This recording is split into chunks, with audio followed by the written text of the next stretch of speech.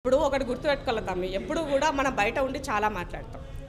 అధికారంలోకి వచ్చినాక టెక్నికల్గా గ్రౌండ్ రియాలిటీ, యాక్చువాలిటీ, జీవో రూపకంగా ఏమి లావాదేవీలు జరిగాయి, ఎంత బెనిఫిట్ జరిగింది, ఏమయ్యింది, ఎవరికి వెళ్ళాయి అన్నది మనకు అప్పుడు అర్థమవుతుంది. సో ఇవాళ కేటీఆర్ బయట ఉండి ఎంత రచ్చ చేసి గాయి మాట్లాడి ఎంత గగ్గోలు పెట్టినా, మీడియా చేతులకు తన దగ్గర ఉన్న వాటిలో ఎన్ని మాట్లాడినప్పటికీ కూడా ఆయన అథెంటికల్గా రికార్డెడ్గా ఎంక్వైరీకి వెళ్ళి ఆయన చేసినటువంటి వాటి గురించి మాట్లాడినప్పుడు మాత్రమే అసలు నిజాలు వాస్తవాలు బయటకు వస్తాయి. తప్పు చేశాడు కాబట్టి వాస్తవాలు బయటకు వస్తాయని భయాందోళనలో ఆయన ఉన్నారు. ఆల్రెడీ అరెస్ట్ చేస్తారన్నది ఆయనకి మైండ్కి ఎక్కింది.